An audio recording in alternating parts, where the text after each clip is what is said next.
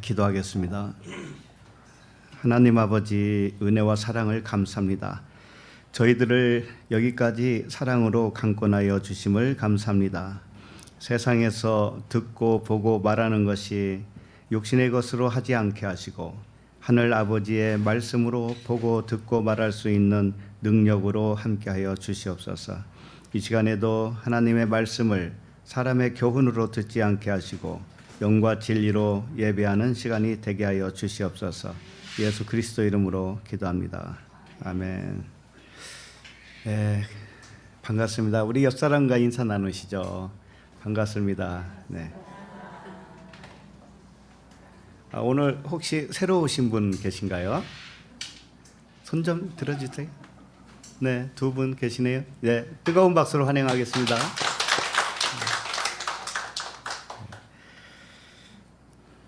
오늘 유튜브 방송 하는 요령이 조금 달라졌더라고요. 그래서 조금 먼저 돌아가고 있는지도 몰랐어요. 오늘 하나님의 말씀을 보시겠습니다. 로마서 1장 18절로 23절이에요.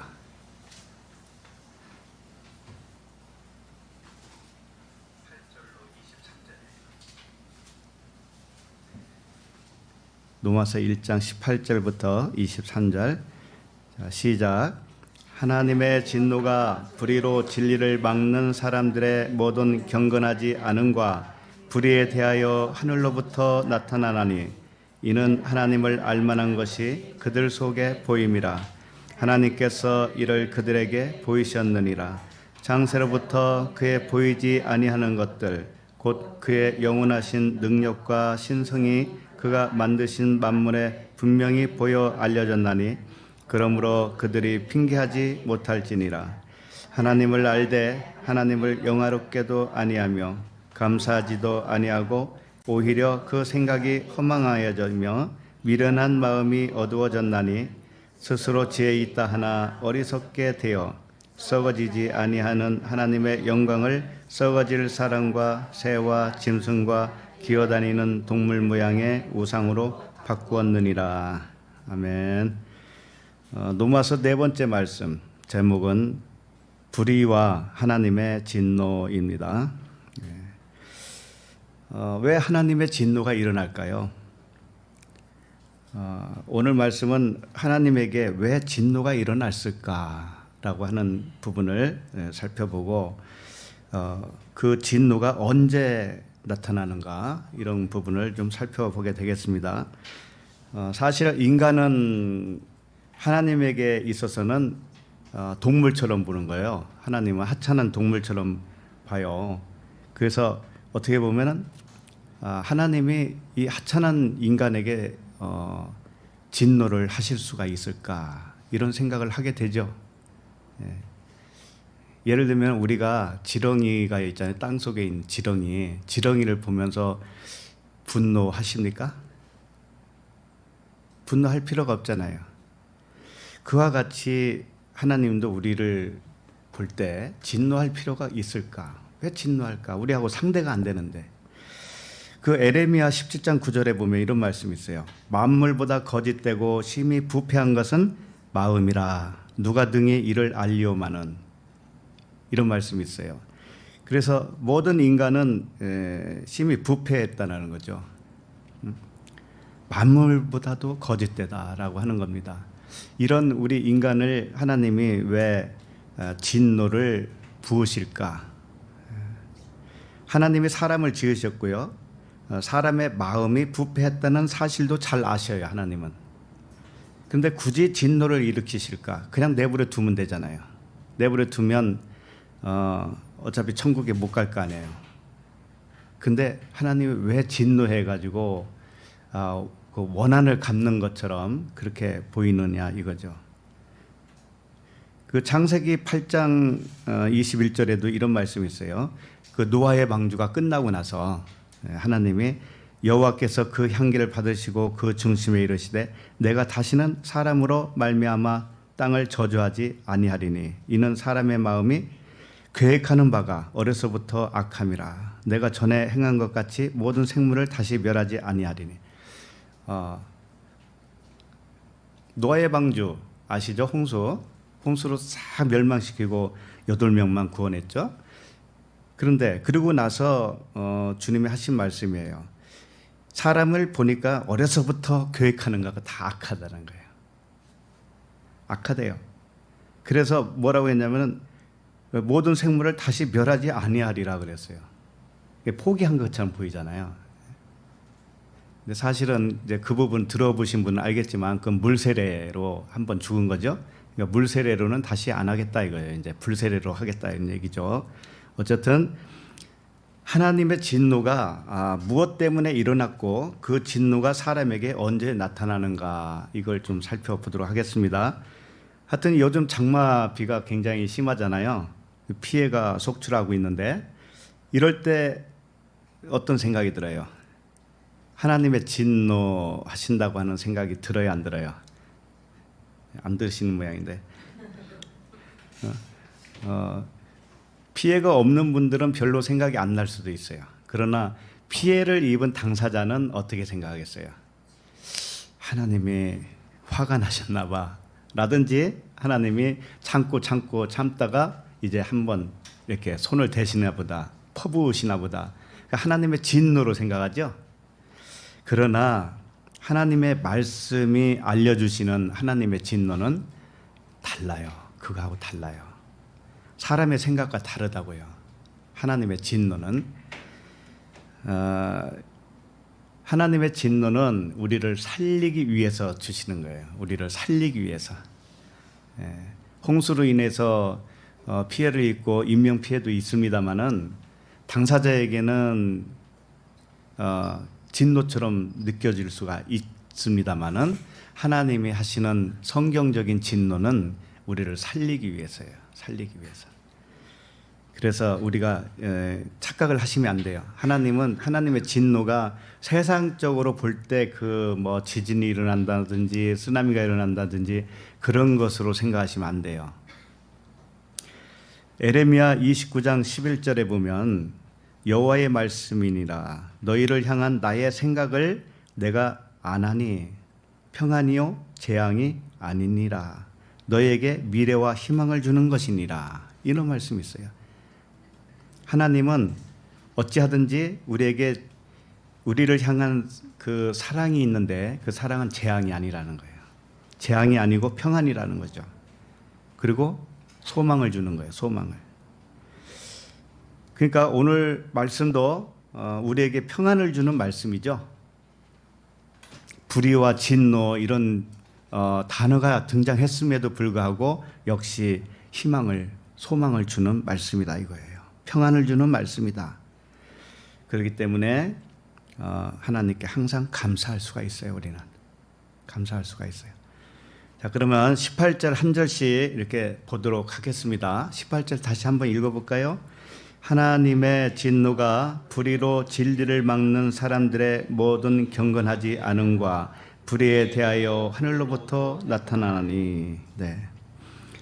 문자적으로 보면 반드시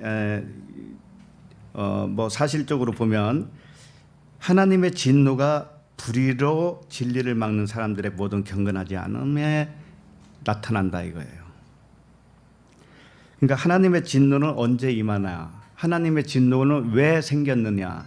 진리를 막고 있기 때문에 그래요.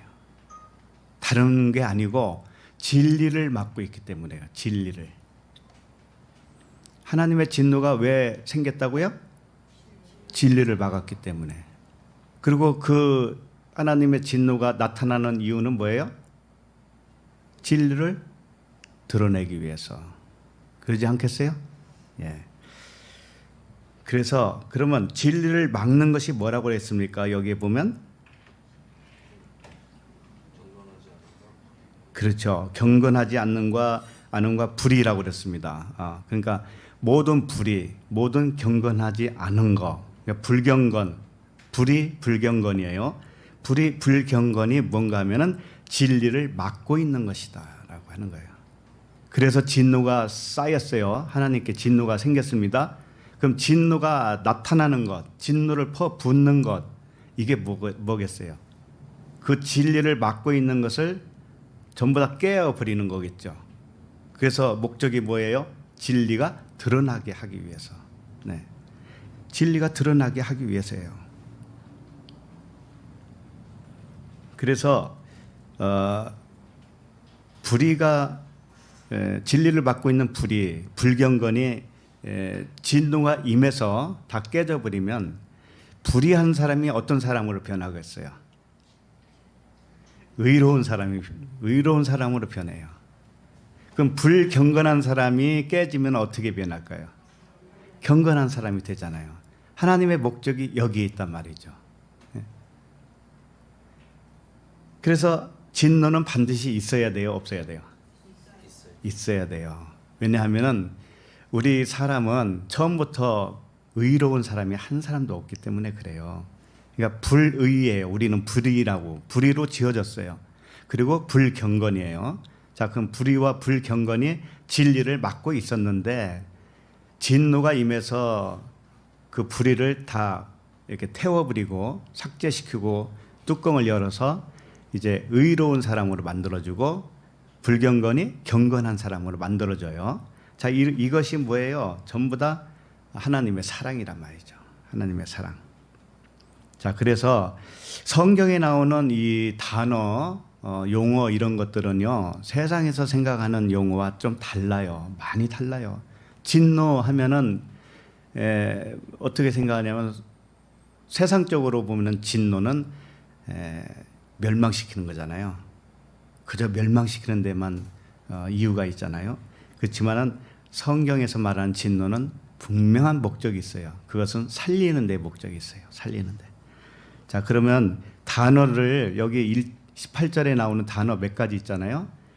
진리, 불의, 경건하지 않는 거 이런 것이 무엇인지를 일단 성경적으로 좀 살펴봐야 다음에 말씀들이 이렇게 풀릴 것 같아요. 자, 진노라고 하는 단어가 오르게라고 하는 헬라어 오르게인데 그냥 그 단어상의 의미로는 진노, 분노, 뭐 복수 또는 천벌이다, 천벌받는다 그런 말도 있죠. 천벌. 이게 하나님의 진노란 말이에요. 근데 진노는 왜 생겼는가 하면은 원한이 생겼기 때문에 진노가 생겼어요. 원한이. 그러니까 진노가 이제 하나님께 생겼어요. 생겼는데 그 이유는 하나님과 우리 사이가 원수가 됐어요. 원수. 그렇기 때문에 그걸 진노가 생겼다. 근데 그 진노를 나중에 이제 나타내시죠. 진노를 퍼부으셔요. 이런 용어가 어떻게 됐냐면은 진노를 나타났다. 진노를 내리셨다. 진노가 이르렀다. 성경에는 이렇게 표현하고 있어요. 자, 진노가 이르렀다. 진노가 임했다. 이것은 어떤 상황을 말씀하실까요?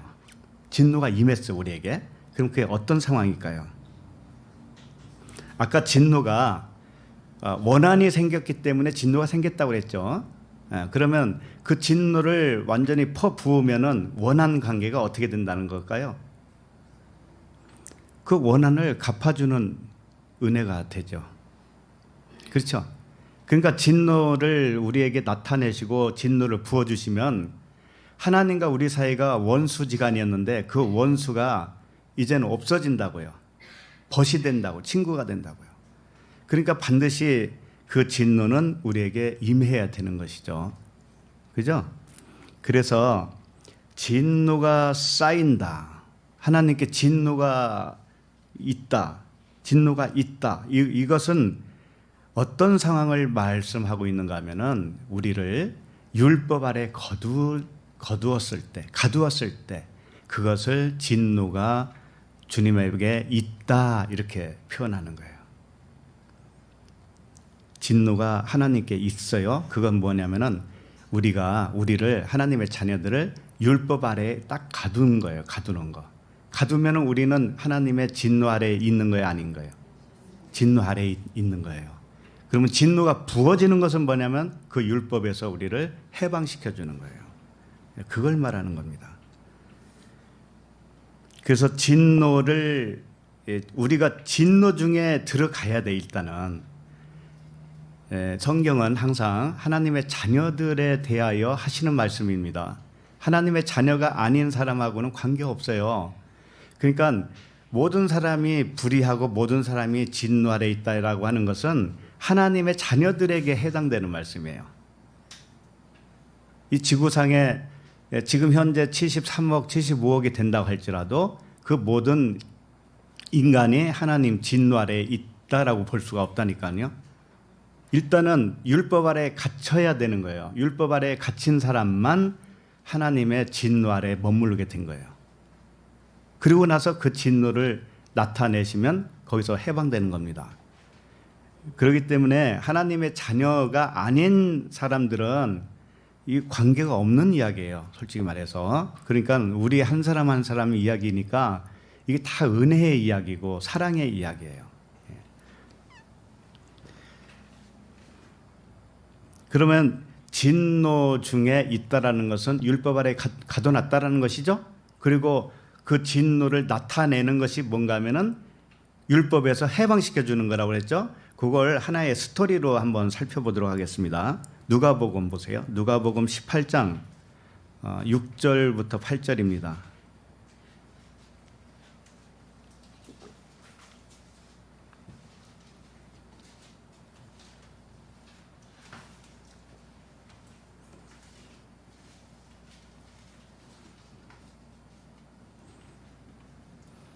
자, 6절 보시면 주께서 또 이르시되 불의한 재판장이 말한 것을 들으라. 자, 이게 내용이 어떤 내용인가 하면은 그 어떤 과부가 불의한 재판장에게 내 원한을 갚아주세요. 자주 갔다고 그랬죠. 그 과부와 불의한 재판장 이야기예요. 자, 그러면 과부는 누구예요? 오늘날 우리로 말하면 우리들이 과부예요. 율법의 남편하고 헤어지는. 그러면은 그리스도라고 하는 신랑을 기다리고 있는 상태죠. 그러니까 완전히 율법에서 헤어나고 그 율법이라고 하는 그 원한 가진 자, 자기하고 원한 가진 자가 이제 거기서 완전히 자기에서 떨어져 나가는 것을 불의한 재판장에게 탄원하고 있어요. 그럼 불의한 재판장은 누구겠어요? 예수님이셔요. 예수님. 하나님이 육체를 입고 오시면 그분이 불의한 거예요. 불의하다고 하는 것도 이제 좀 살펴보겠지만 불의한 것은 뭔가 보이지 않는 하나님이 보이는 하나님으로 나타나죠. 그럼 그게 불의한 거예요. 그래서 불의한 재판장은 육신 말씀을 의미하는 거예요. 육신 말씀. 그래서 과부의 원함은 불의한 재판장에게서 풀려나는 거예요. 똑같죠? 불의한 재판장이나 불의한 그 과부에게 있어서 원한을 가진 자나 똑같아요. 과부에게 원한 가진 자가 율법이고 그 율법이 누구예요? 불의한 재판장이라니까. 그러니까 똑같죠? 거기서 헤어나오는 거예요. 거기서 그것을 탄원하고 있다. 그래서 율법에서 또는 이 세상에서 육신 말씀 예수에게서 풀려나서 그리스도와 연합되게 해주세요. 이게 원한을 풀어달라고 하는 거죠. 자, 그러면 7절을 보세요. 7절 보시면 하물며 하나님께서 그 밤낮 부르짖는 택하신 자들의 원한을 풀어주지 아니하겠느냐. 그들에게 오래 참으시겠느냐. 하나님은 분명히 자신의 아들들에게 원한을 풀어준다 이거예요. 원한을 풀어주신다고 하는 것은 언약이죠. 지금 약속이에요. 그렇게 풀어주겠다. 약속, 언약이에요. 자, 8절 보세요. 내가 너희에게 이르노니 속히 그 원한을 풀어주시리라. 그러나 인자가 올 때에 세상에서 믿음을 보겠느냐 하시니라. 자, 원한을 풀어주는데 인자가 올 때 풀어주는 거예요. 그리스도께서 진리로 나에게 확 나타나셨을 때 그때 원한이 풀려요. 자, 그런데 원한이 풀릴 때 반드시 생기는 현상이 있어요. 그게 뭔가 하면은 세상에서 믿음을 보겠느냐 이렇게 말씀하셨죠. 그러니까 뭐냐면은 내가 세상 사람이었잖아요. 그러면 주님이 오시잖아요. 나한테 진리가 확 열려서 보이죠. 그러면은 아, 나에게는 믿음이 없었구나. 이걸 고백을 하게 돼요. 세상의 그 땅적인 존재에게는 믿음을 볼 수 없다라는 것을 우리 본인들이 고백을 하게 된단 말이에요. 그것이 하나님이 나에게 그 원한을 풀어줬다고 하는 증거예요.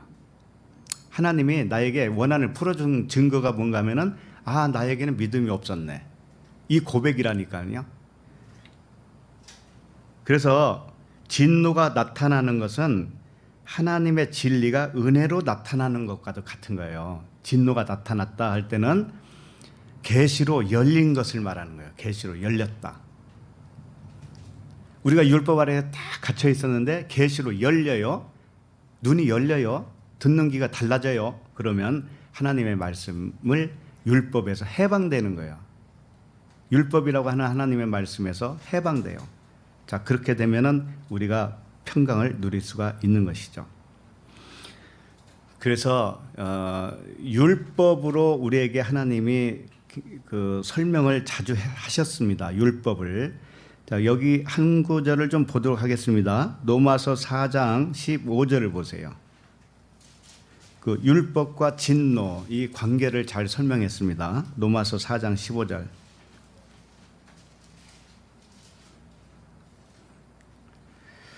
읽어볼까요? 율법은 진노를 이루게 하나니 율법이 없는 곳에는 범법도 없느니라. 네.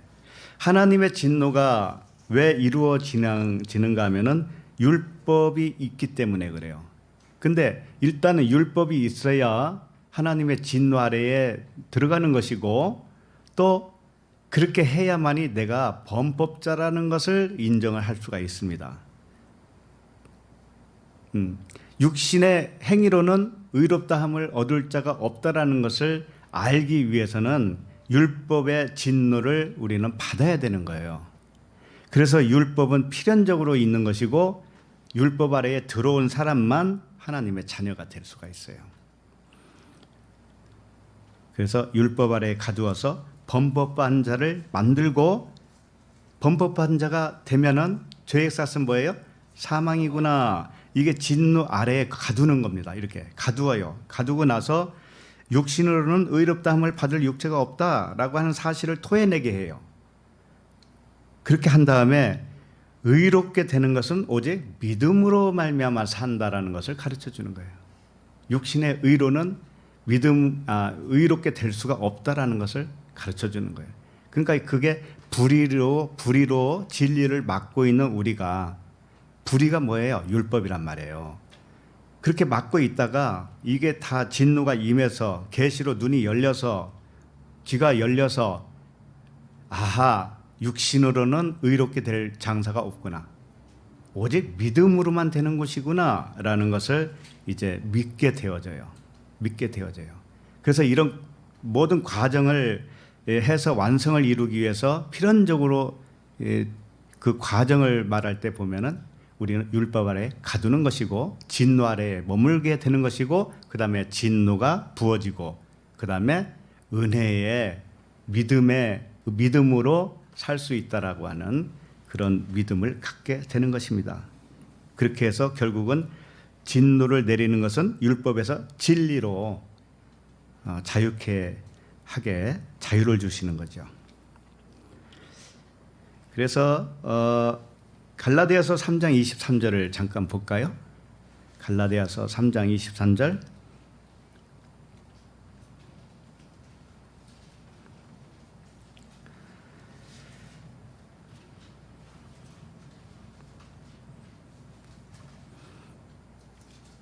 자, 갈라디아서 3장 23절 시작.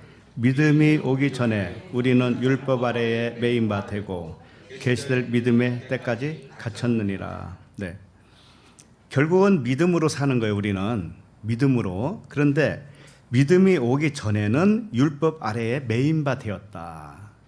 율법 아래에 매인 바 되었다라고 하는 것은 율법의 행위로 의롭다함을 받으려고 했다라는 것이죠.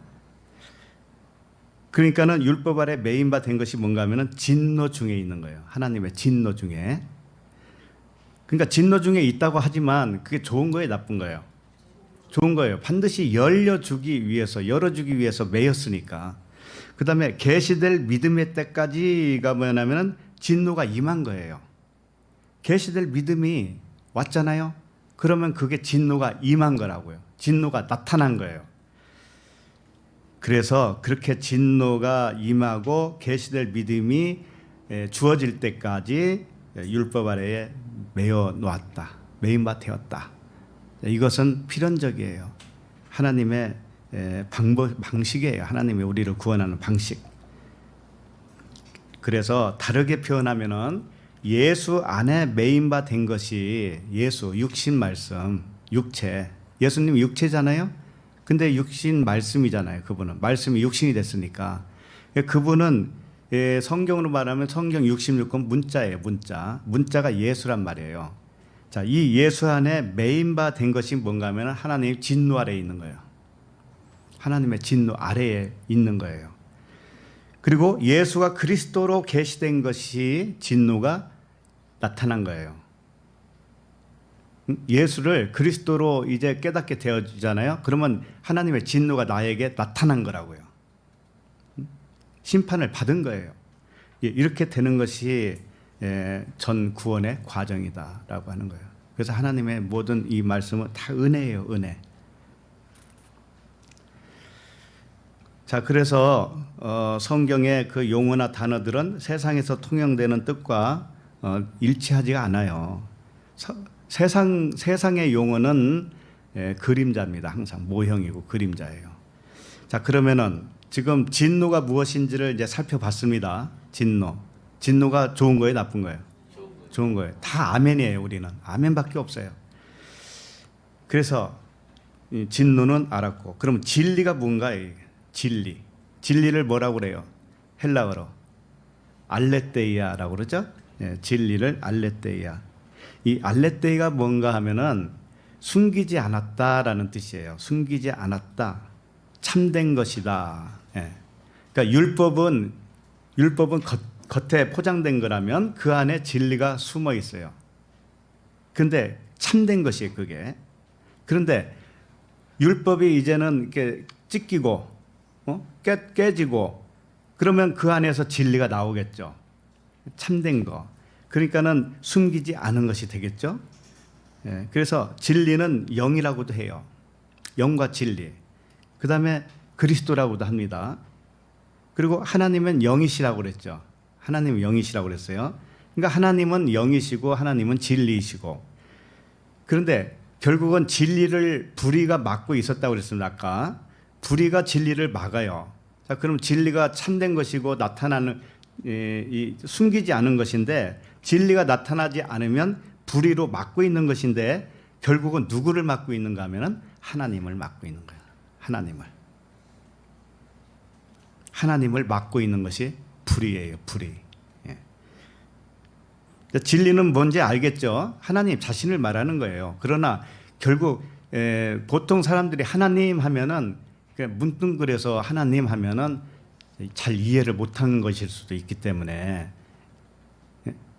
하나님은 보이지 않는 부분이고 율법 아래 속에 숨겨져 있는 분이라니까요. 그것을 깨닫게 되어야만이 진짜 하나님을 만난 거예요. 그런 상태를 우리에게 가르쳐 주기 위해서 이런 말씀이 있는 겁니다. 자, 그다음에 불의라고 하는 것은 아디키아라고 하는 단어예요. 아자가 붙으면은 아니다라는 뜻이에요. 아디키아. 그러면 디키아. 이게 뭔가 하면은 의예요. 의가 아니다 이런 뜻이죠. 그래서 불의예요. 불의. 그러니까 디카이오 시네가 의인데 그 의가 아니다라고 해서 이렇게 줄임말로 아디키아 이렇게 표현하고 있습니다. 근데 이 아디키아는 불의인데 이게 어디서 왔는가 하면은 데이그마라고 하는 단어에서 왔다고 해요. 데이그마가 뭔가 하면은 보여줬다, 보여준 견본이다, 모본이다, 모형이다, 그림자다, 표본이다 이런 뜻이에요. 그러니까 불의가 뭔가 하면은 다른 것으로 생각하면 안 돼요. 모형이고 그림자고 표적이에요. 표적. 이게 불의예요. 불의. 하나님은 말씀이신데 그 말씀이 육신을 입고 이 땅에 오셨습니다. 자, 그러면 예수님이시죠? 그분이? 그럼 그분은 불의예요. 원래는 안 보이시는 분이 하나님이신데 보이도록 나타났죠? 이게 불의라고. 이게. 예, 이해가 가시죠? 예, 이걸 잘 이해를 못 하시면 이 맥락을 쫓아갈 수가 없어요. 그래서 보여줬다, 견본이다, 또는 모본이다, 이 모형이다 이렇게 표현하는 것이 뭔가 하면은 불이다, 불이. 근데 불의가 왜 생겼는가? 의를 가르쳐 주려고 온 거예요. 의는 안 보이는 게 의예요. 못 보는 게 의예요. 진리는 안 보이잖아요. 그 진리를 가르쳐 주기 위해서 온 것이 뭔가 하면은 불의예요, 불의. 그러니까 성경적인 용어는 세상이 생각하는 용어와 다르잖아요. 그렇죠? 그래서 이제 불의, 그게 이제 뭔지 알겠죠? 그러니까 이 세상, 보이는 이 세상에서 우리가 인생으로 살고 있죠? 그럼 이게 불의로 살고 있는 거예요. 불의로 살고 있는데 살면서 가다 보니까는 의가 뭔지를 이제는 알았어요. 의가 뭔지를 알았어요. 그러면은 불의가 이제 의로 변한 거예요. 네. 그럼 이제 그 다음에 불경건이라는 말씀이 있어요. 불경건, 경건하지 않다 이렇게 번역이 되어 있잖아요. 그게 아세베이아예요. 아가 붙으면 뭐라고 그랬어요? 아니다, 아니다. 세베이아가 뭐냐면은 경배하다라는 그런 뜻이에요. 그러니까 경배하지 않는 것이 뭔가 하면 불경건이죠. 예. 그러면 교회에 우리가 다녔잖아요. 옛날부터 다닐 때 경배한다, 예배한다, 경배와 찬양 뭐 이런 거 있었죠. 그러면서 열심히 했잖아요. 그러면 그 사람들은 그랬을 때 우리가 경건한 건가요? 불경건인가요? 네, 경건하다고 생각했었는데 알고 보니까 불경건이었죠. 왜? 모르고 했으니까. 그래서 예배는 뭘로 하라고 그래요? 예배는 영과 진리로 하라고 그랬어요. 근데 그 뜻도 잘 몰랐어요, 우리는 옛날에는. 그래서 율법으로 예배를 드리고 있으면서도 그게 영과 진리로 예배 드리는 줄 알았단 말이죠. 예. 그러니까 불경건은 뭐냐면은 영과 진리로 예배를 드리지 않는 모습이 불경건이에요.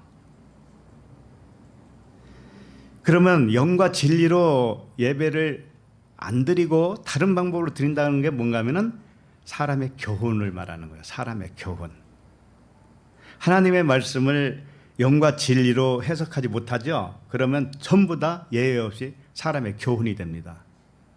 이 세상의 인생에 도움이 될 만한 그런 말씀으로 받아요. 사람의 교훈. 사람의 교훈으로 들으면 나를 헛되이 경배하느니라 그랬잖아요. 그래서 불경건은 뭐냐면 다른 게 아니고 영과 진리로 예배하지 않는 모든 것이 불경건이에요. 그러니까 예배하고 관계를 지은 단어가 불경건이다. 불이라고 하는 것은 나타난 이 세상 모든 것이 그 자체가 불이에요. 말씀이 보이는 말씀이 다 불이에요. 불경건은 뭐냐면은 그 불의를 가지고 예배 드린다고 하지만 그 예배는 불경건의 예배가 되는 거예요.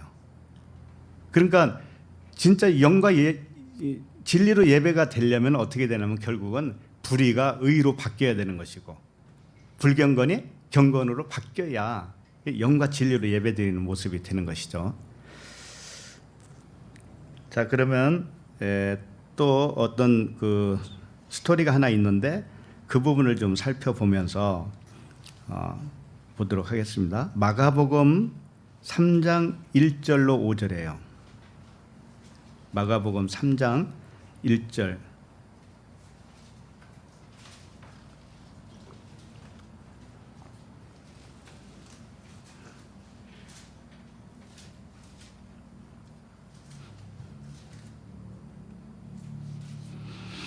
(1절) 1절 2절 같이 읽겠습니다. 시작. 예수께서 다시 회당에 들어가시니 한쪽 손 마른 사람이 거기 있는지라 사람들이 예수를 고발하려 하여 안식일에 그 사람을 고치는가 주시하고 있거늘. 자, 지금 1절 2절을 보면은 손 마른 어떤 환자가 있습니다. 이 손 마랐다고 하는 것은 뭐예요? 자기 이제 의의가 없다라는 거죠. 그걸 안 사람이에요. 손으로 일을 하잖아요. 그죠? 그러니까 율법의 말씀이 일인데 그 일을 이제 할 수 없는 진리를 알게 된 거죠, 사실은. 그런 사람이란 말이에요. 자, 그런데 사람들이 예수를 고발하려고 하여서 안식일에 그 사람을 고치는가 하고 이렇게 온 거죠. 자, 그러면 그 사람을 안식일에 손 마른 자가 이제 환자라고 치고 그 환자를 고치면 어떻게 되나요? 안식일을 어긴 건가요? 잘 지킨 건가요? 어긴 거죠. 근데 어겼다라고 생각할 때는 어떤 기준에 의해서 어긴 거예요? 율법이죠. 그거 사람의 교훈이라고 그러는 거예요. 그걸. 사람의 교훈에 의하면 안식일에 사람을 고치면 안 돼요. 자, 그런데 영과 진리로 차원으로 바꿔서 생각하면 어떻게 될까요? 사람 고치는 게. 그건 잘한 것이죠. 예.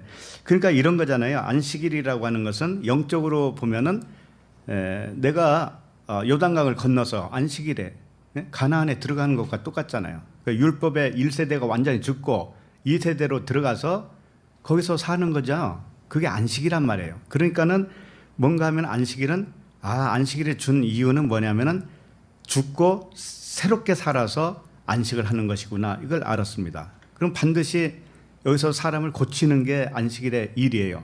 그러나 안식일에 일하지 말고 쉬어라라고 하는 그 문자 그대로 붙잡으니까는 뭐냐면 사람들이 아무것도 안 해야 된다라고 이렇게 문자적으로 알게 된 거예요.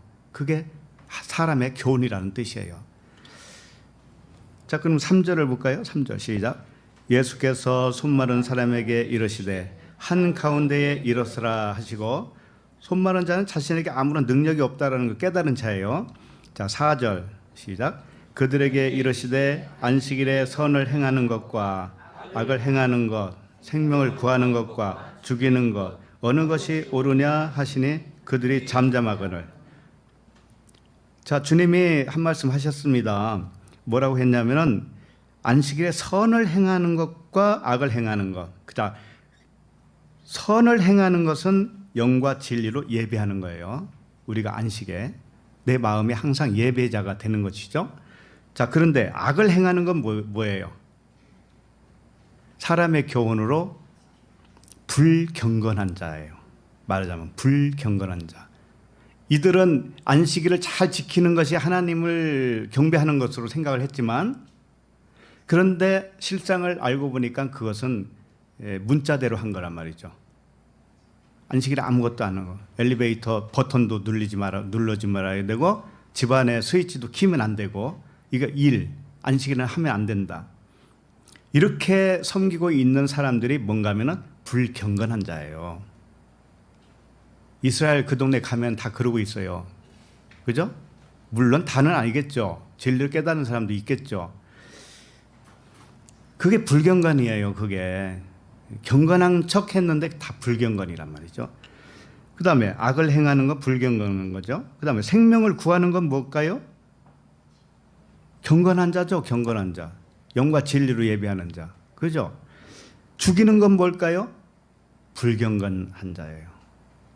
사람의 교훈으로 예배하는 거기 때문에 하나님을 예배하는 게 아니죠. 하나님을 헛되이 경배하는 것이죠. 그럼 결국 사람을 경배하는 것과 똑같아요. 사람의 교훈으로 했으니까 사람을 경배한 거예요. 그게 예수를 경배한 거란 말이에요. 예수라고 하는 사람, 하나님은 영이신데 영을 예배한 게 아니란 말이죠. 이렇게 그러면서 어느 것이 옳으냐 하시니 그들이 잠잠했다라고 되어 있습니다. 그래서 불경건한 자는 율법의 매인자로 진노 아래에 있는 자예요. 일단 진노 아래에 있어야 돼요. 그 다음에 경건한 자는 진노 아래에 있는 그 불경건한 자를 진노를 내려서 경건한 자로 만들어준 은혜와 사랑을 입은 자죠. 우리 주위에도 이렇게 나눠질 수가 있죠. 불경건한 자와 경건한 자. 그죠? 그러니까 종교적인 여심은 하지만 모르고 했기 때문에 그건 불경건한 자가 되는 거예요. 전부 다. 그러나 이제는 그 불경건한 자에서 우리도 전부 다. 그런데 여기에 진노가 임했습니다. 이제 진노가 나타났어요. 우리에게. 그래서 확 열렸어요. 자, 그때부터는 우리도 경건한 자가 되는 것입니다. 자, 보고 있는데 5절을 보도록 합니다. 5절. 그들의 마음이 완악함을 탄식하사 노하심으로 그들을 둘러보시고. 자, 완악함을 탄식하고 노하심으로 그들을 둘러보는 게 뭐냐면은 진노하시는 모습이에요. 그죠? 노하셨어요. 완악함을 탄식했다 이거예요. 이게 뭔가 하면은 진노 중에 있다라는 것을 지금 표현하고 있어요. 하나님의 진노 중에 있는 사람들이다. 완악하다. 그래서 노할 수밖에 없다. 그러면서 그 사람에게 이르시되 내 손을 내밀라 하시니 내밀매 그 손이 회복되었더라. 손이 회복됐다라고 하는 것은 말씀이 회복된 거예요. 자, 그런데 이것은 진노를 나타내신 것이죠. 그렇죠? 지금 두 부류를 가지고 설명을 하지만 우리 한 사람 이야기이기도 해요. 그 바리새인들은 뭐냐면은 마음이 완악하고 그래서 탄식하게 됐고 노하셨다. 이게 진노 아래에 있는 우리들 모습이었다면은 또 손 마른 자를 고쳤던 그 손이 회복된 자 역시 나 한 사람 이야기죠. 그러니까 내가 그 손이 회복되었다. 이건 진노를 부어주신 거예요. 하나님이 진노를. 그래서 확 열어주신 거예요. 겉에 것을 전부 다 물로 멸망시키든지 불로 태워서 진노를 임했어요. 그래서 그 안에 있는 말씀이 이제 바뀐 겁니다. 생각이 바뀐 거예요. 그러므로 하나님의 진노는 모든 사람에게 해당되는 것이 아니에요. 그분의 자녀들에게만 베푸시는 은혜와 사랑이라는 겁니다. 이게 얼마나 중요한지 아세요?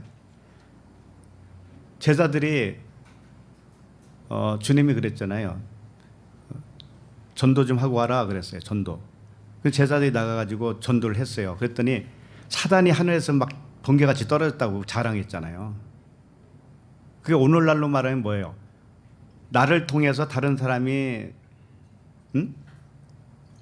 구원받았다는 얘기겠죠. 나를 통해서. 근데 주님이 뭐라고 했냐면 야, 사단이 떨어진 걸로 기뻐하지 마라. 네 이름이 하늘에 기록된 것으로 기뻐하라 그랬어요. 나 한 사람 하나님 나라에 기록이 됐다. 생명책에 기록이 됐다. 그거 하나만 가지고도 우리는 충분히 기뻐할 수 있어요. 안 그렇습니까? 네. 나를 통해서 다른 사람이 복음을 깨닫게 되는 것도 중요하지만 그것으로 기뻐하지 말라는 거예요. 왜? 그건 내가 한 게 아니기 때문에. 내가 해도 됐다고 해도 그건 내가 한 게 아니에요. 사실은 하나님이 하신 거지. 내가 아무리 복음을 전한다고 해도 그 복음을 듣고서 변화가 되겠습니까? 변화되게 하시는 분 누구예요? 하나님이셔요. 하나님이시라고. 그러니까 제일 중요한 건 뭐냐면 내가 하나님 나라에 들어간 자가 맞고 생명책에 기록이 된 자가 맞느냐. 이게 중요해요. 이게 가장 중요하다고. 그러니까 남 생각 너무 하지 마세요. 자기나 잘하시라니까. 자기나. 너나 잘해라고 그러잖아요. 자, 그러면 시편을 좀 보도록 하겠습니다. 시편 7편. 시편 7편 11절.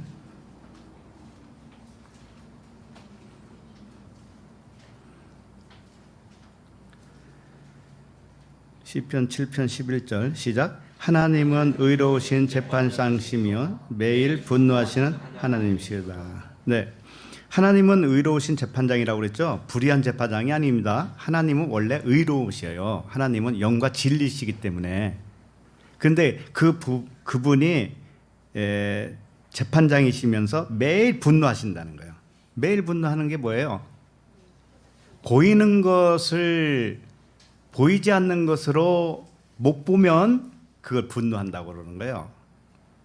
우리가 보이는 세계에서 사는데 보이지 않는 그 나라를 인식을 하고 살면 좋은데 그렇지 못해요. 그러면 보이지 않는 하나님은 보이지 않는 영으로 계셨기 때문에 그분이 우리에 대해서 분노를 하셔요. 그런데 그렇게 하는 이유는 뭐예요? 자기 백성을 의롭게 만들기 위해서죠. 결국은 하나님과 같은 존재로 만들기 위해서 그러는 거예요. 자, 12절을 보세요. 12절 시작. 사람이 회개하지 아니하면 그가 그의 칼을 가시며 그의 활을 이미 당겨 예비하셨도다. 사람이 회개하는 게 뭔가 하면은 이 보이는 세계, 율법이라고 해도 돼요. 하나님의 말씀, 문자, 이것을 통해서 보이지 않았던 그 영과 진리의 말씀으로 내가 깨달아져요. 깨달아지는 것이 뭐예요? 회개. 내가 하는 거예요, 그게? 회개도 내가 할 수 있는 게 아니에요. 하나님이 하게 해주시는 거예요. 우리에게는 아무런 근거가 없습니다. 전부 다 위에서 내려와야 되는 거예요. 자, 그래서 사람이 의롭지 못하다고 하는 나의 존재를 인식을 하게 되면은 그게 이제 회개를 하는 거예요. 그렇게 회개를 이끌어내시기 위하여 말씀의 칼은 뭐예요? 말씀이잖아요. 진리의 말씀을 갈아요. 우리를 진노해서 우리를 박살내려고. 그리고 활이라고 했죠. 활은 항상 언약을 의미합니다. 언약이에요. 그러니까는 십자가에서 주님이 몸으로 이렇게 달리셨잖아요. 그때 활로 쐈어요, 안 쐈어요? 창이 활이에요. 똑같아요. 활로 옆구리 찔렀죠? 이게 언약이란 말이에요, 이게. 언약은 진리예요, 또. 진리의 창. 그다음 못 박힌 것도 진리의 못.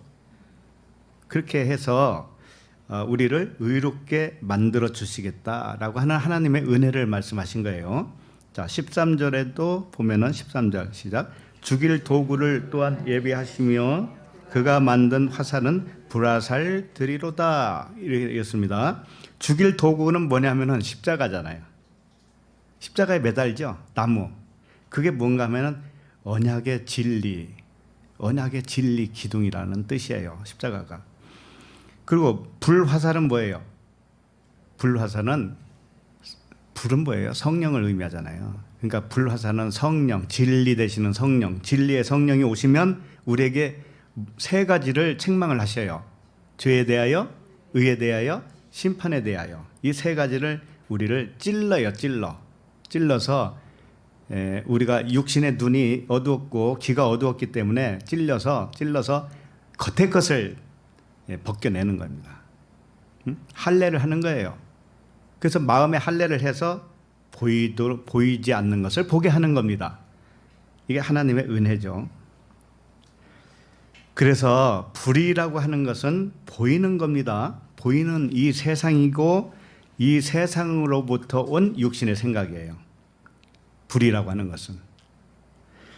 그 불경건은 뭐예요? 사람의 교훈으로 예배하는 거예요.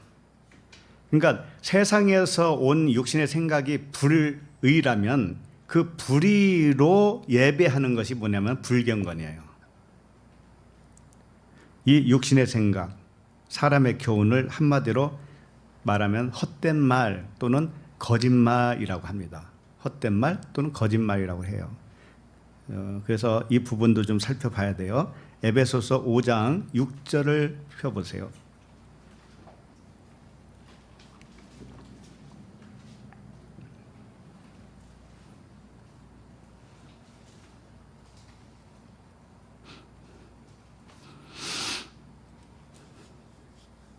에베소서 5장 6절 시작.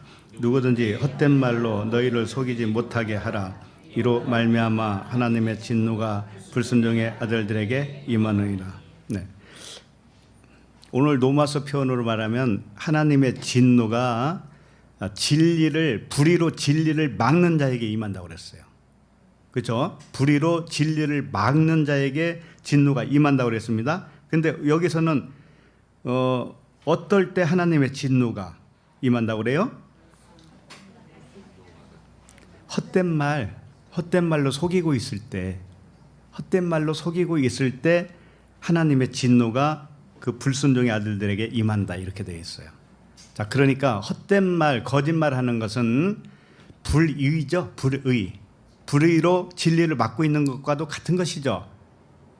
그렇잖아요. 그렇기 때문에 여기서 헛된 말, 거짓말은 무슨 뜻이냐면은 사람의 교훈을 말하는 것이고, 세상으로부터 온 교훈, 세상으로부터 온 생각, 기준, 이런 것으로 하나님의 말씀을 말하고 있다면 그것은 진리를 말하고 있는 것이 아니기 때문에 다 거짓말을 하는 거예요.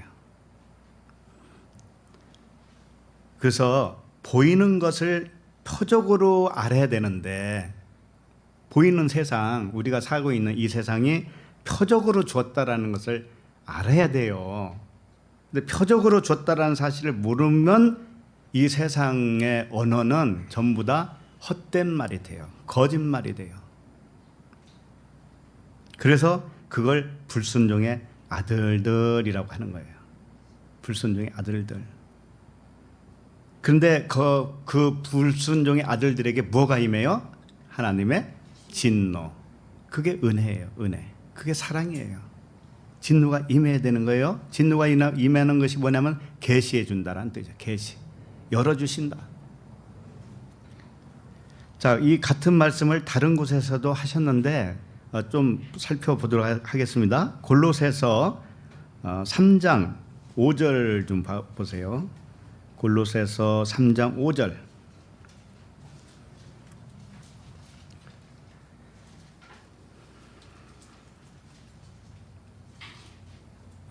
지금 우리가 살펴보는 주제가 뭐예요?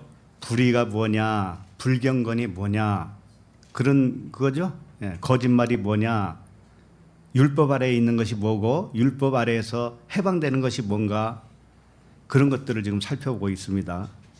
자, 5절을 읽겠습니다. 그러므로 땅에 있는 지체를 죽이라. 곧 음란과 부정과 사욕과 악한 정욕과 탐심이니 탐심은 우상 숭배니라. 자, 그러므로 땅에 있는 지체를 죽이라 그랬습니다. 땅에 있는 지체가 뭘까요?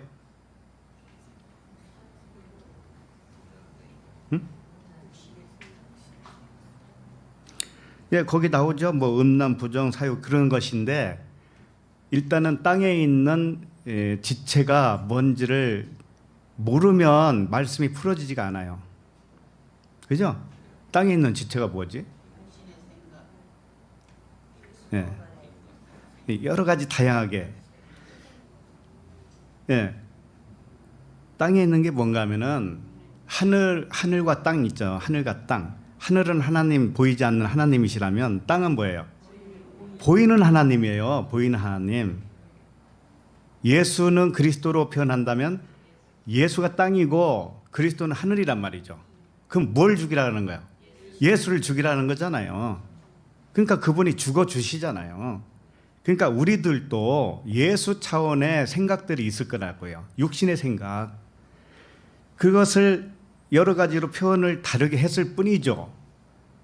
결국은 진리가 하나님이시라면 진리를 가르치려고 모형으로 온 이 세상, 모형으로 왔단 말이에요. 이 세상은 표적.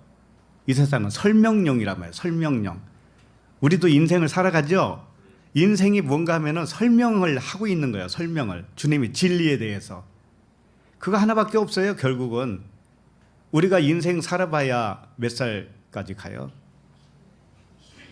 100살까지라고 합시다. 100세. 요즘 100세 시대니까. 그러니까 하나님이 100살까지 가르친 거예요. 진리를. 그래서 다 배웠습니까? 그러면 육체는 이제 필요 없잖아. 보이는 건 필요 없지. 그럼 보이지 않는 너의 실체를 내가 가져가면 되잖아. 그러니까 육체를 버려버리잖아요. 땅에다가. 결국은. 그러죠? 그러니까 우리 이 살덩어리도 역시 비유, 모형, 표적이란 말이죠. 인생 자체가 다 표적이에요. 알려주려고 설명용으로 왔다는 거죠. 알려주려고. 중요한 건 내 안에 있는 영이 중요한 거잖아요. 예, 그래서 진리의 반대편으로 그 모형으로 준 땅의 거, 이게 땅의 지체예요. 전부 다. 우리의 인생살이가 다 땅의 지체라고요. 세상으로도 온 육신의 생각이 전부 다 땅의 지체예요. 그걸 죽이라는 거예요. 그것을 이제는 하나하나 풀어서 설명을 하는 것이 뭐예요? 곧 음란과 이렇게 돼 있죠. 음란. 첫 번째 나온 게 음란이죠. 음란이 뭡니까? 예, 포르네이아라고 돼 있어요. 원어로 보면 포르네이아. 여기서 뭐 포르노가 왔겠죠. 포르네이아. 근데 음란이 뭐예요? 이 세상으로 말하면 부적절한 그런 관계를 얘기하겠죠. 그런데 성경에서 말하는 음란은 뭐냐면은 근친상간을 의미하는 거예요. 근친상간. 자, 근친상간이 이 세상적으로 보면은 가족들이죠. 가족들이 그런 그 부적절한 행위를 할 때 근친상간이라고 그래요. 그런데 하나님이 말하는 근친상간은 뭔가 하면은 이런 거예요. 우리의 남편 누구예요? 하나님이셔요. 하나님. 보이지 않는 하나님이신데 하나님의 근친이 누구냐면은 땅이에요. 땅. 이 세상 땅. 보이는 이 세상. 이게 하나님의 한 가족인데 보이도록 나타난 하나님이세요. 자, 그러면 우리가 보이는 세상과 짝을 하고 있잖아요. 그러면 이게 근친상간이에요. 그러니까 그 야고보서에 그런 말 있잖아요. 간음하는 여인들아, 세상과 벗된 것이 하나님의 원수인지 알지 못하느냐, 그런 말이 있죠. 그러니까 세상과 벗하는 것이 뭔가 하면은 세상을 모형으로 줬는데 모형으로 알지 못하고 살면은 세상과 벗한 거죠. 그러면 그게 간음이라니까. 근친상간을 하고 있다라니까. 가짜 하나님하고 상관하고 있죠. 가짜 하나님. 그러니까 그게 근친상간이란 말이에요. 그래서 하나님은 이런 말씀을 계속한 거예요. 아버지 아내의 하체를 범한 자는 죽여라. 아버지의 딸을, 자매의 하체를 범하면 죽여라. 고모의 하체를 범하면 죽여라. 이런 말씀이 있죠. 이게 전부 뭐예요? 이 세상을 말하는 거예요. 이 세상을. 하나님은 위에 계신 분이고 여기는 밑에죠. 그러니까 하나님의 하체예요. 여기가. 세상이 하나님의 하체라고. 그러면 하체와 벗을 삼으면 어떻게 돼요? 그게 근친상간이라니까. 이걸 간음이라고 하는 거예요. 그래서 이 사실을 모르고 살죠. 그러면 우리가 부부지간이 얼마나 좋고 알콩달콩 산다 할지라도 역시 간음하고 있는 거예요. 알겠어요? 부부가 잘 살고 있는데 진리를 모르고 살아요. 자, 그러면 그게 간음이라니까요. 그래서 주님이 그랬잖아요. 에베소서 5장 32절에 보면 이 비밀이 크도다. 나는 그리스도와 교회에 대하여 말하노라. 남편과 아내에 대해서 쭉 말씀하시다가 끝에 가서 뭐라 하냐면 남편과 아내 이게 그리스도와 교회의 이야기를 내가 이렇게 비유로 설명한 것이야. 이거 모르면은 너희들 다 간음하고 있는 거야. 그런 뜻이란 말이에요. 성경은 이렇게 굉장히 단호하단 말이에요.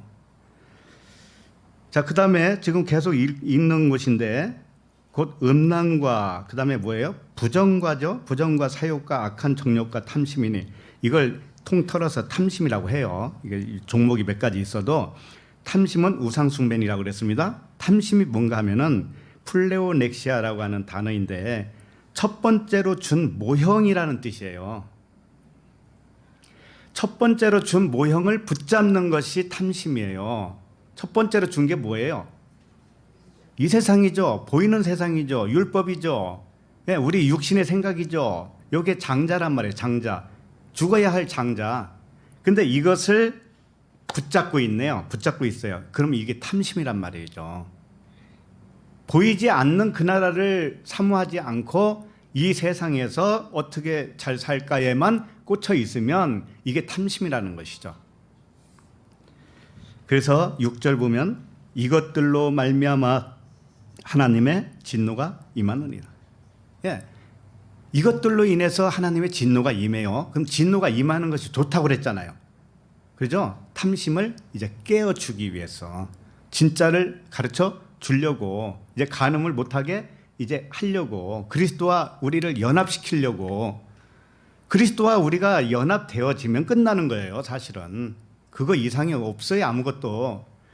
그렇기 때문에 진리의 모형을 붙잡고 있기 때문에 진노가 임해서 계시로 눈을 밝게 해주셔요. 그러면 이게 은혜와 사랑이잖아요.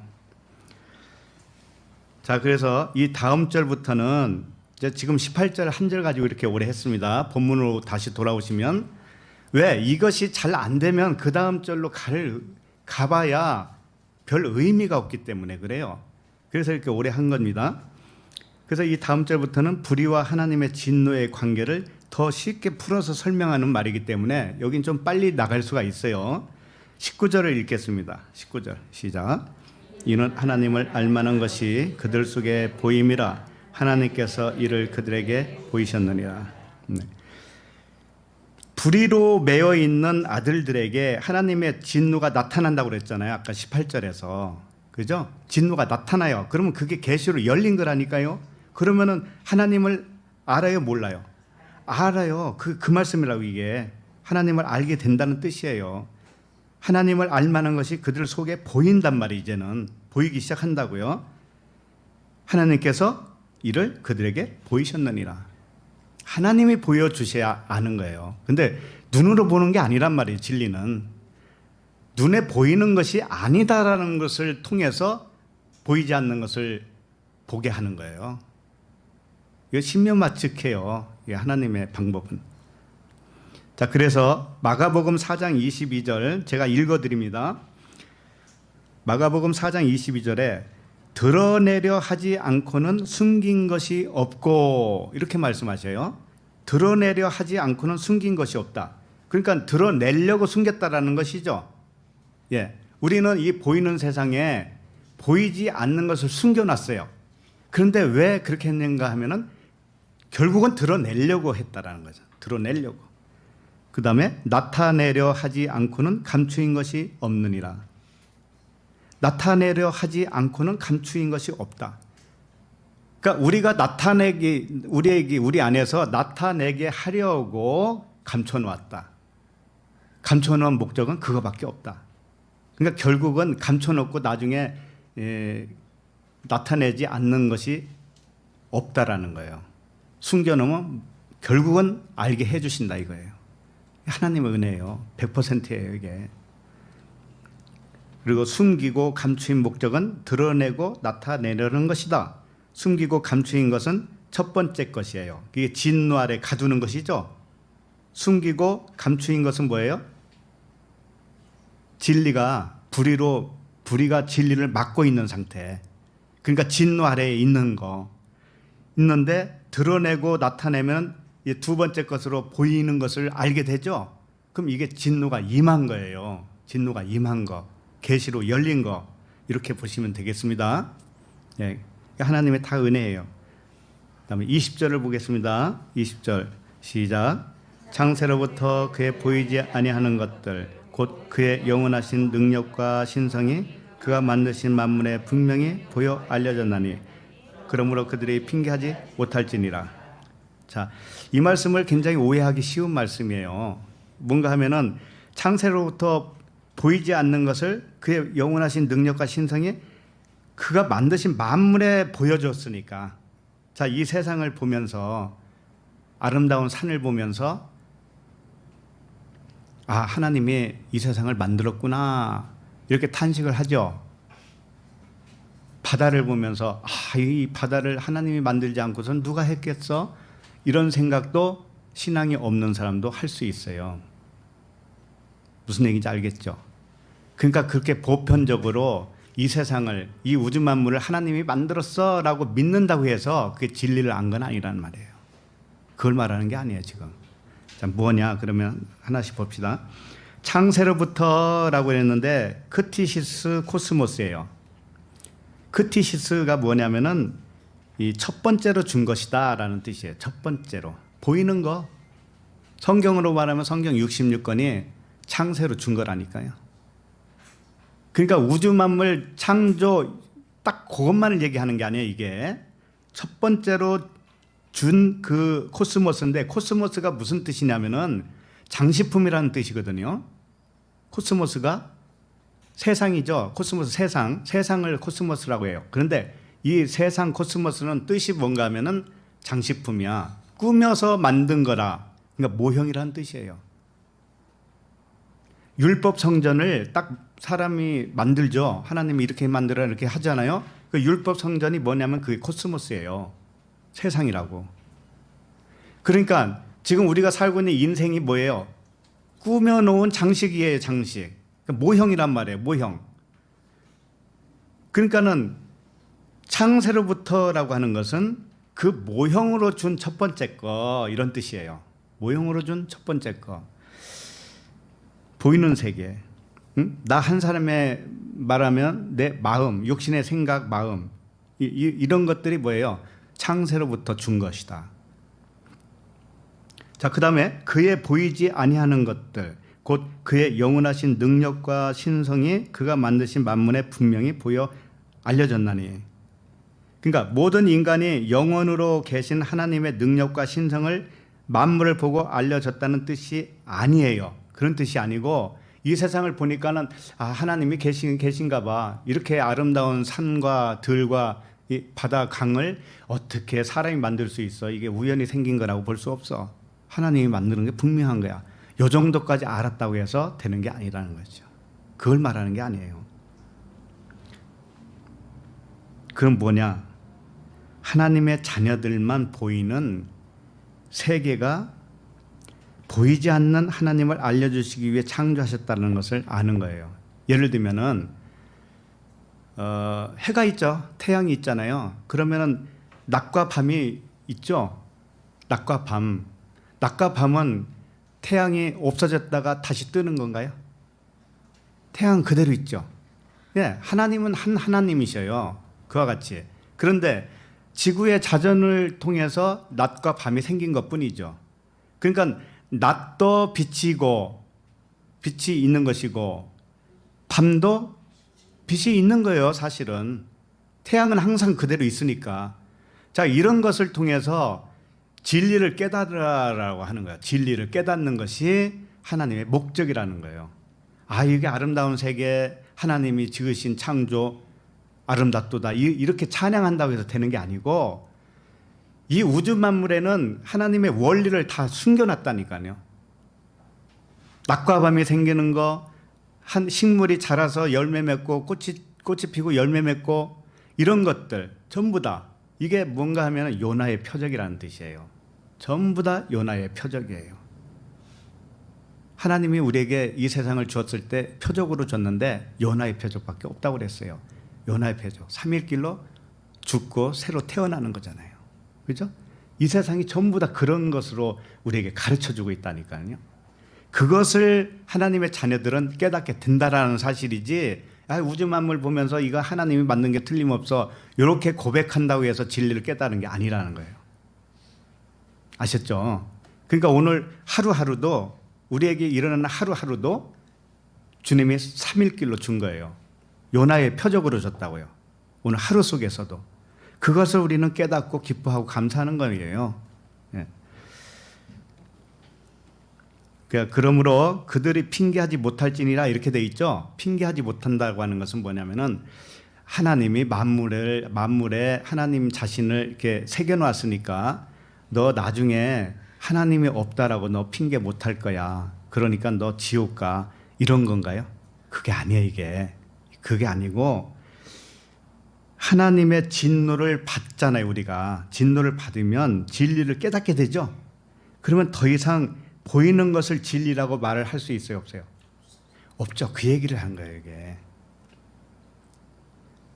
진리의 말씀을 깨닫고 나면 율법을 진리라고 말하지 않죠. 문자를 하나님의 말씀 진짜라고 말하지 않는다니까. 이게 핑계치 않는다는 뜻이에요. 이게 내 마음속에 진리가 되어지고 보니까 비진리를 진리라고 이제 말할 수가 없어요. 이게 핑계치 못한다는 뜻이라고요. 표면적 율법을 더 이상 진리라고 우기지 않는다 이거예요.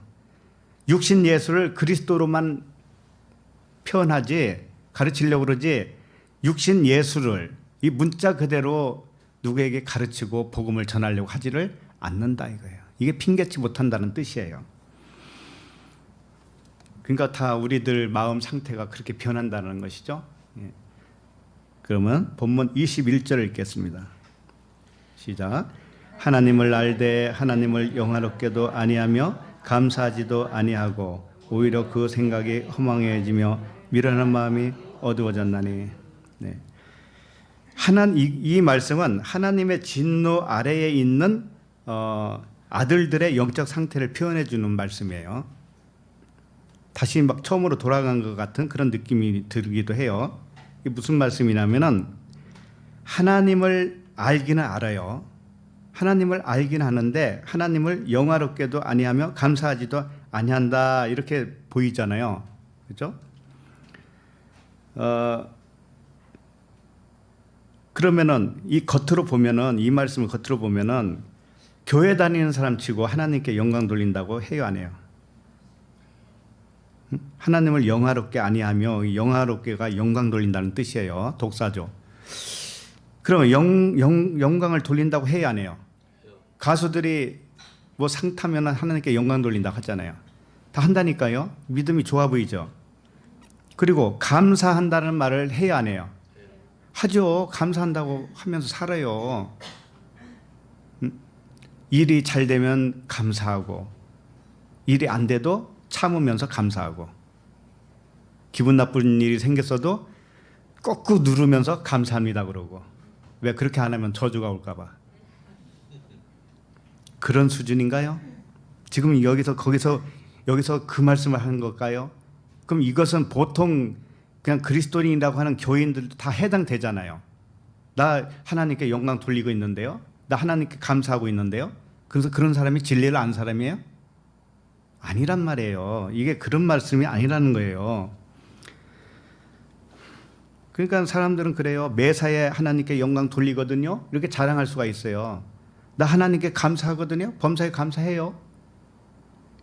이런 것은 껍데기란 말이에요. 껍데기. 그걸 아셔야 돼. 하나님이 오늘 안전하게 해주셔서 감사합니다. 하나님 오늘 먹을 거리가 있어서 감사합니다. 하나님 영광 받으소서. 이게 진리를 안 사람이에요? 몰라도 이렇게는 해요. 그냥 다 한다고. 그러니까 그런 말씀을 했겠느냐고. 이게 무슨 뜻인가 하면은 하나님을 알긴 아는데 이 단어가 호스라고 하는 단어가 있어요. 호스는 뭐냐면 그와 같은 이런 뜻이에요. 그와 같다. 앞에서 설명한 것들 있죠. 하나님이 어떤 하나님이라는 거 계속 설명했죠. 율법의 하나님이 아니고 진리의 하나님이라는 거 계속 설명해 왔잖아요. 그 하나님을 말하는 거예요. 그 하나님을 그러니까 모형과 그림자로 준 이 보이는 것이 진짜 하나님이 아니고 이 세상이 진짜가 아니고 보이지 않는 진리의 하나님, 이것을 깨달은 자만 하나님께 영광 돌리는 거예요. 그러니까 이게 보통 어려운 게 아니겠죠. 말로 그냥 하나님께 영광 돌린다, 감사합니다, 이거 가지고 되는 게 아니라는 거 아시죠? 그러니까는 한쪽 겉에 이렇게 포장되어 있었는데 그 안쪽에 계신 하나님을 계시로 알게 됐을 때 그 사람이 하나님께 영광 돌릴 수 있다는 것이고 그 하나님께 감사할 수 있는 거예요. 보이지 않는 진리의 하나님께 영광을 돌리고 감사해야 한다는 것입니다. 그것이 그렇게 되지 않으면 그 다음에 뭐라고 되어 있냐면 오히려 그 생각이 허망하여지며 미련한 마음이 어두워졌나니, 그러죠?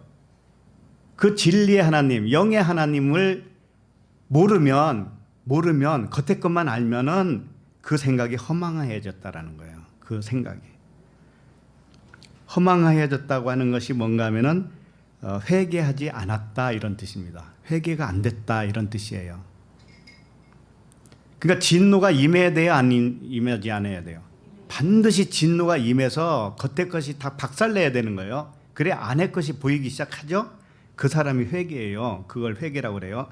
자, 회개가 안 되면 허망하여지고 미련한 마음이 어두워졌다 그러는 거예요.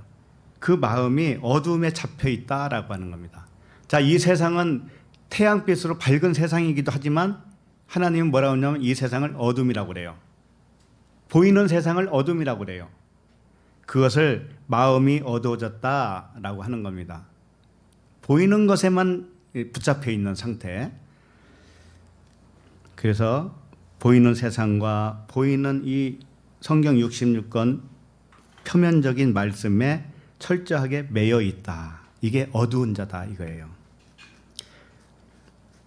그러니까 이런 상태에 있는 사람은 하나님을 믿지 못하고 자기 일을 스스로 지혜롭게 하려고 해요. 왜? 아내 것은 잘 모르고 아내 것은 별 관심도 없으니까 이 겉에 인생의 문제에 대해서는 철저하게 살려고 하지 않겠어요? 그래서 자칭 지혜롭게 산다고 하는 거예요. 인생의 모든 경험과 지혜와 사람의 교훈을 총동원해서 이 세상을 잘 살아내려고 애를 쓰게 됩니다. 근데 사실은 지혜가 누구가 지혜자예요? 누구만?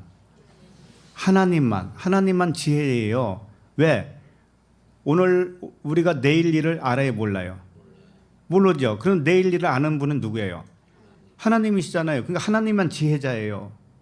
그런데 우리는 스스로 지혜롭다고 여겨요. 왜? 경험이 있고 교훈이 있기 때문에 이렇게 하면 더 좋을 거야 라고 하는 우리 생각이 있죠. 그 생각이 하나님과 원수라는 거 아세요? 내일 일이 무슨 일이 일어날지 모르는데 네가 그렇게 한들 이게 100% 네 생각이 맞을 거라고 무슨 보장이 있냐? 그렇잖아요.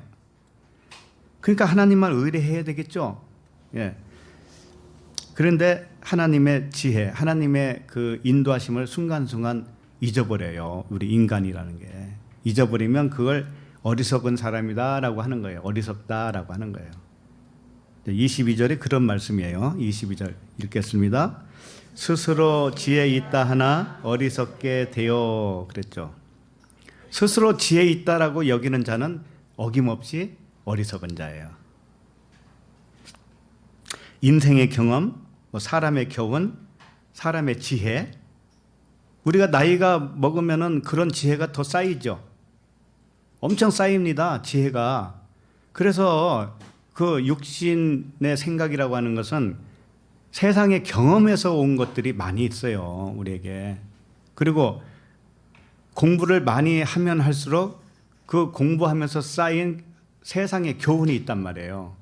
이런 것들이 자기를 주관해요, 자기를.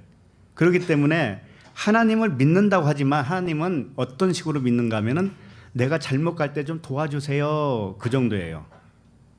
내 경험과 내 지혜로 갈 테니까 하나님은 내가 좀 쓰러지려고 하면 옆에서 도와주세요. 잘 가게 좀 도와주세요.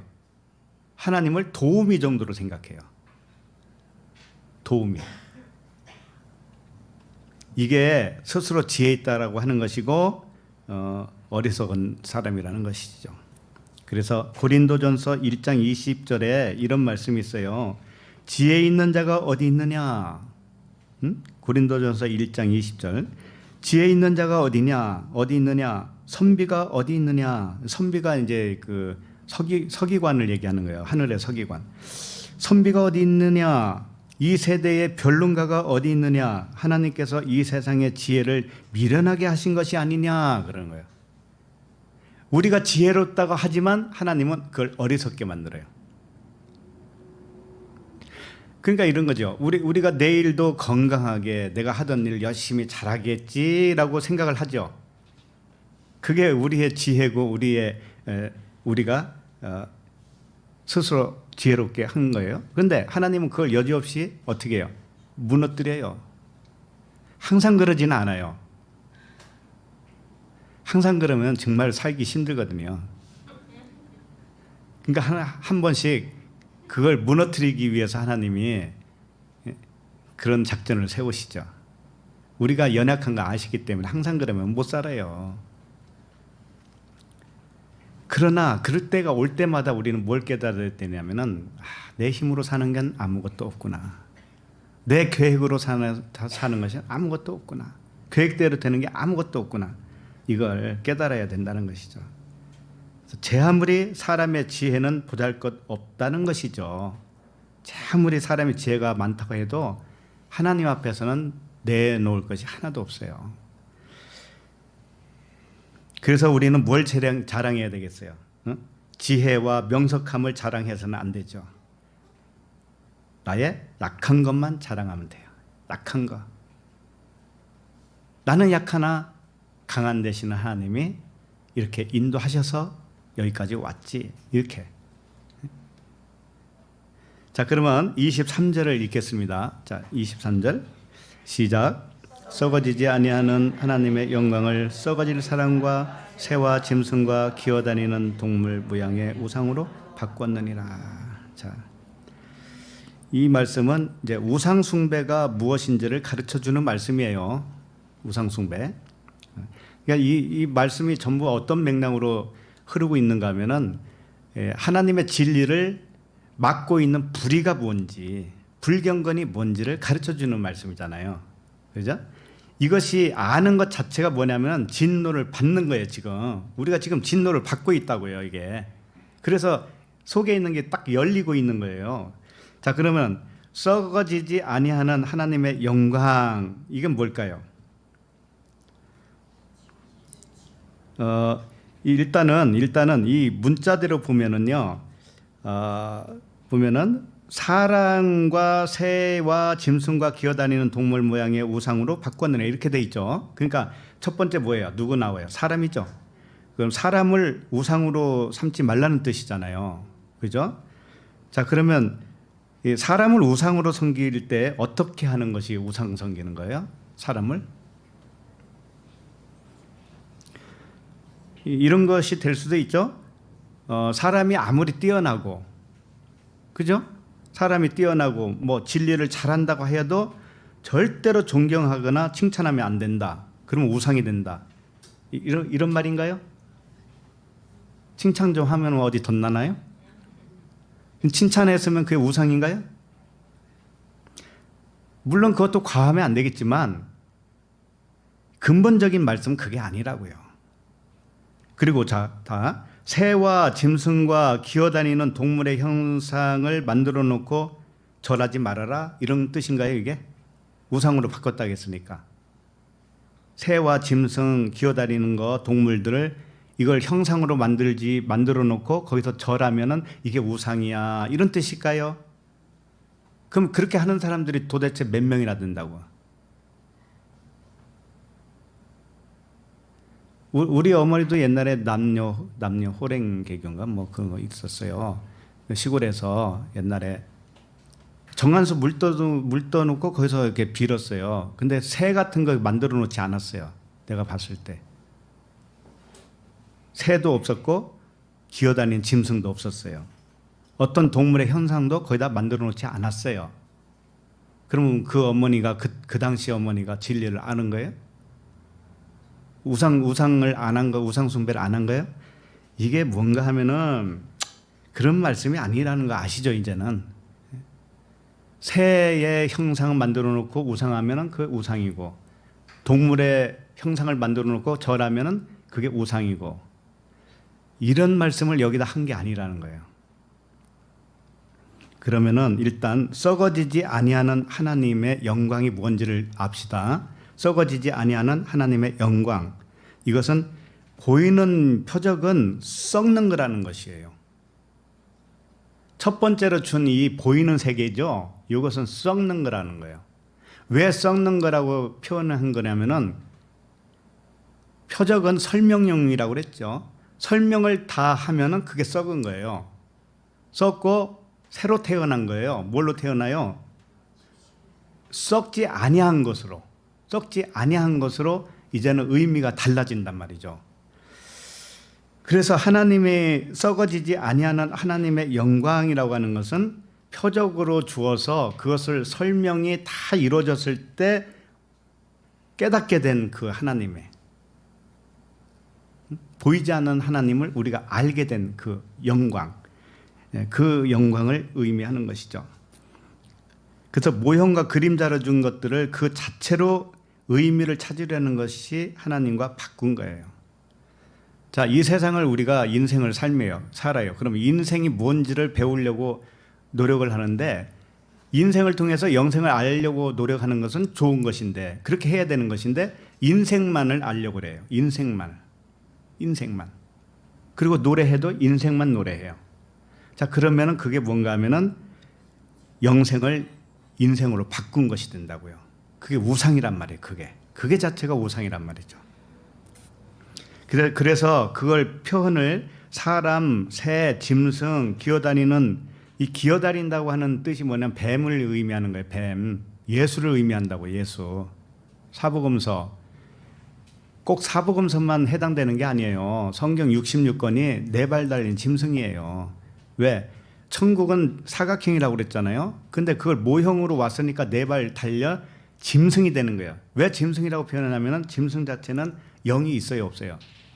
영이 없어요. 영이 없어서 이 보이는 모든 세계, 문자 말씀 자체는 영이 없다라는 거예요. 생명이 없다라는 거예요. 이건 설명용이지 생명 자체가 아니다라는 거예요. 그런데 우상으로 바꿨다고 하는 것은 뭐냐면은 이 썩어질 거, 모형으로 준 것들을 진짜인 줄 안다고. 진짜인 줄 안다고. 성경 66권을 문자로 의미를, 문자 말씀으로 의미를 알면서 이게 진짜인 줄 알아요. 이게 우상이란 말이죠. 이게 우상이에요. 그래서 사람, 여기 나오는 뭐 사람, 새, 짐승, 기어다니는 거, 네 발 달린 짐승, 이런 것들이 뭔가 하면은 전부 성경에 나오죠. 성경에 나오잖아요. 사람 나오죠. 짐승 나오죠. 새 나오죠. 전부 나오죠. 뱀도 나오죠. 요것을 상징물이라는 거예요. 상징물. 모세도 그렇고 아브라함도 그렇고 다윗도 그렇고 상징물인데 누구를 알려주려고요? 그리스도. 나에 대하여 증언하는 것이다. 그렇죠? 주님이 그래서 나에 대해서 증언하는 것이다. 모세의 율법에 나오는 모든 상징들 있죠. 또 선지서에 나오는 모든 모형들, 시편에 나오는 모든 비유들, 이게 전부 다 뭔가 하면은 그림자예요. 전부 다 모형이고 설명을 하고 있어요. 그리스도를 모형으로 그리스도를 설명하고 있어요. 나에 대해서 증언하는 증언자들이다. 그러니까 성경 66권에 나오는 모든 그림자, 이 세상에 인생의 스토리가 있죠. 우리의 스토리가 있죠. 이 스토리가 전부 다 뭐예요? 그림자, 비유, 모형, 상징이란 말이죠. 이것을 그렇게 안 보면 하나님을 우상으로 바꾼 거예요. 그래서 진리에 대하여 설명하기 위해서 요나의 표적으로 왔다는 사실을 믿지 못하면 그것이 바로 우상인 거예요. 다른 게 우상이 아니라는 거예요. 새 모양 뭐 여기다 새겨놓고 거기서 절하면 큰일 난다. 그딴 소리 할 필요 없어요. 그 옛날에 몰로 때는 불상들 있는 그런데 지나가다가 손 들고 기도하고 그러잖아요. 대적기도. 저 불상 깨질지어다. 이랬단 말이에요. 그게 우상인 줄 알고. 그게 아니에요. 우상은 내 마음에 있었더라고요. 내 마음에 있었어요. 그래서 하나님의 아들들은 이 보이는 것을 우상으로 바꿔서 섬기는 자였다가 그게 진노 아래에 있는 자였죠. 하나님의 진노를 받고 눈이 밝아져요. 밝아져서 보이는 것은 설명용이었구나 이렇게 이제 깨달아요. 인생은 설명용이었구나 이렇게 안다고요. 인생 스토리는 진리만을 설명하는 말씀이었구나 이렇게 고백하며 하루하루를 기쁘게 살아가는 거예요. 이제는 그게 영생을 사는 거예요. 그게 이것이 샬롬이에요. 샬롬. 이렇게 되는 것이 샬롬, 에이레네, 평강이에요. 말씀 한 절 보고 마치도록 하겠습니다. 베드로전서 1장 23절.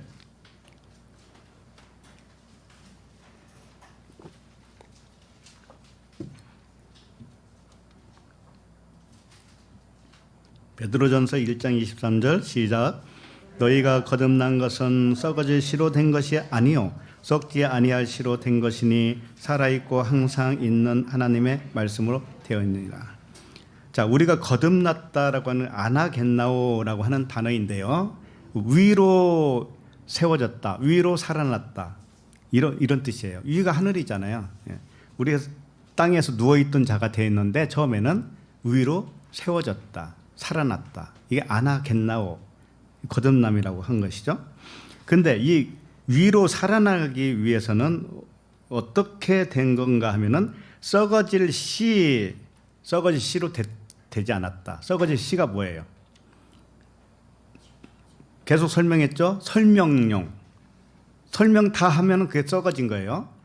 그러니까 보이는 것, 성경 66권, 이 세상, 우리의 인생살이, 이게 뭐예요? 전부 다 썩어질 씨, 첫 번째로 준 거예요. 이것 자체로 거듭난 건 아니다 이거예요. 보이는 율법 세상 문자 말씀으로 된 것이 아니요 썩지 아니할 씨, 이것은 살아있는 하나님의 진리의 말씀으로 살아난 것이다. 항상 그 말씀만 하고 있어요.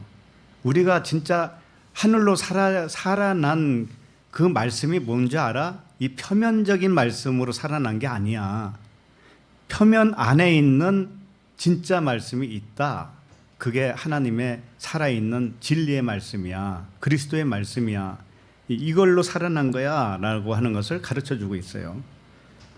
그래서 믿음은 들음에서 나고 들음은 그리스도의 말씀이라고 그랬잖아요. 그리스도의 말씀, 그게 진리의 말씀, 그 레마라고 하는 말씀이거든요. 레마, 로고스가 아니고 레마.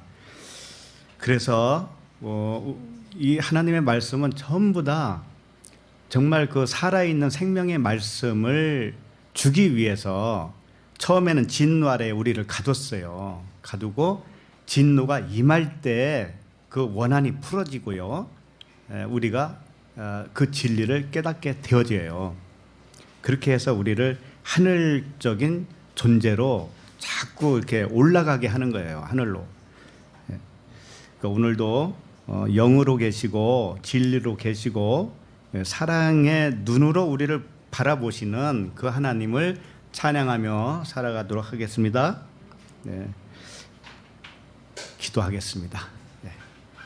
하나님 아버지, 오늘도 살아있는 하나님의 말씀으로 평강을 주시니 감사합니다. 우리는 연약하여서 보이는 세상에 속아서 허우적거릴 때가 많이 있습니다. 육신으로 이 세상을 살아가지만 우리의 속사람은 천국을 살아가며 늘 샬롬이 되게 하여 주시옵소서. 우리가 하나님의 진노 아래 있게 하신 그것도 은혜인 줄로 믿습니다. 이 은혜를 은혜되게 하기 위해서 진노를 베풀어서 하늘의 귀한 것들을 보게 하시니 감사합니다. 남은 생애 기간 동안도 주님과 멍해를 함께 메고 배우며 무거운 짐이 가벼워지게 하여 주시옵소서. 예수 그리스도 이름으로 기도합니다. 아멘.